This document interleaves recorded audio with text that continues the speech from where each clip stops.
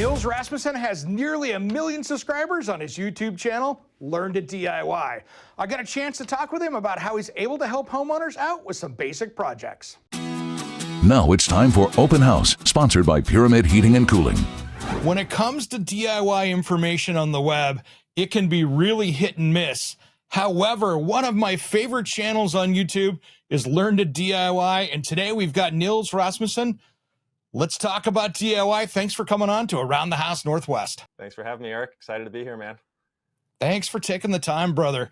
You know, you have been creating such great content out there for people that are trying to learn. And what got you going with this? Because lots of information in your videos, man. Well, I appreciate that. I'm still trying to figure all this out myself. So, I mean, that's really what it comes down to. I'm a homeowner.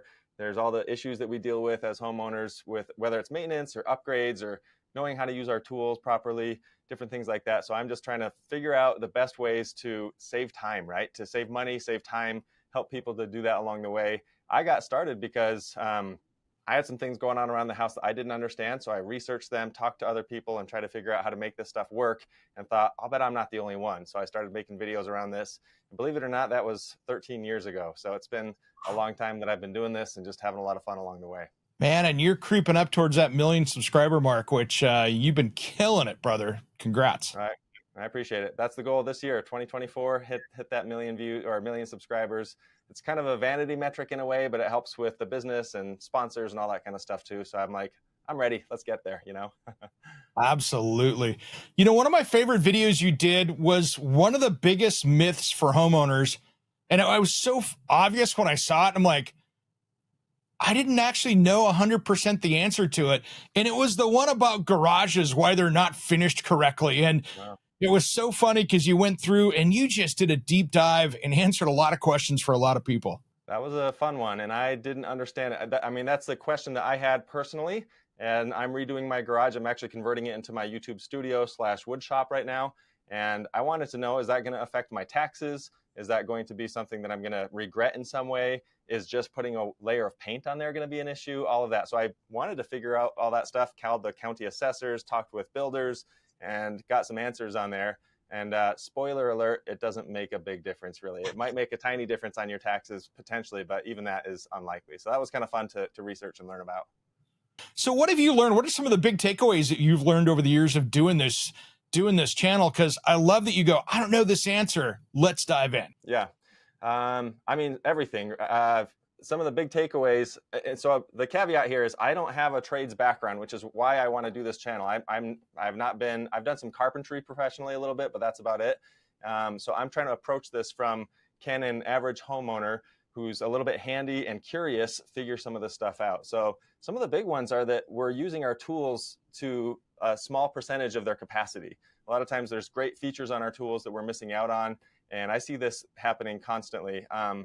Technique is another thing. I just was working with a buddy the other day and he was using the miter saw incorrectly and dangerously, honestly. So when it comes to safety and that kind of stuff, there's a lot to be learned there. And they're simple. These aren't complicated things, but no one shows us this stuff. And that's what my whole channel is about, is like, let me show you how this stuff actually works. Some people will get it and already know it, and that's fine. And hopefully they can show it to other people. But it's really about using your tools correctly, looking for that kind of low-hanging fruit around the house of like, hey, you can upgrade this pretty easily yourself or fix this yourself without having to spend a lot of money and not have to call someone every time. And there are times, that's another thing I've learned, is sometimes you better call the electrician, you better call the plumber, right? We have amazing tradespeople in this space, and let's leverage their skills and their experience and not do anything stupid ourselves. But there's a certain limit to which I think we can get a lot done without having to make that call, and then you can kind of make the decision from there. You know, it's funny, you were mentioning power tools earlier and how we only use probably 15% of the tools we have, right? You look at your typical drill driver set that you get, right? That drill, we're only using on average 15% of that. We're not using the clutch. We're not using the hammer drill feature. We're not using all those little things on the side of that. And it can make the job so much easier if you just understand the tool that's in your hand. Absolutely. And not only that, but when we buy a drill driver set, usually, I swear for most people, I think this is the case. They have the drill driver and they're like, okay, I got the drill. I know how to drill stuff. this is my one and only all things tool. The driver sits in a box somewhere, sits in a drawer, and they don't even use that, not realizing that the driver is probably in many cases the appropriate tool for the job and can absolutely do a better job as far as torque and size and just being the right tool for the job for a lot of situations. But we're not educated around that. No one shows us how to use that. So that's a fun one, is being able to help people with just that specific one, drills versus drivers and when to use which. It's a whole thing.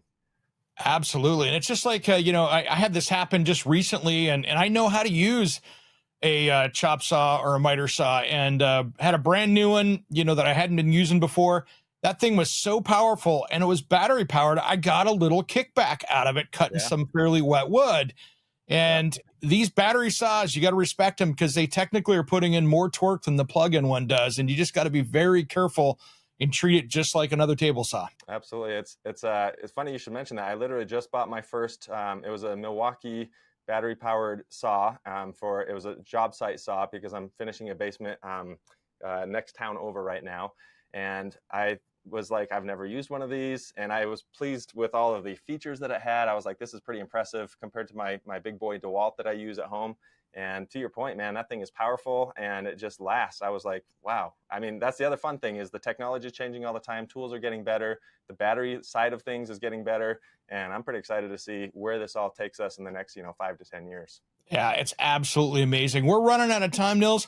How do people find you on YouTube? Because this is an important one here. So you can just type in, and the name's spelled a little funny, but it's LRN, the number 2 DIY, or just type in Learn to DIY, spell it out, you'll find me, and check out some of the videos. Hopefully there's something that will help you along. All right, brother. Thanks for coming on today, and keep up the great work out there educating people. I love what you're doing. Thanks, Eric. Pleasure to talk.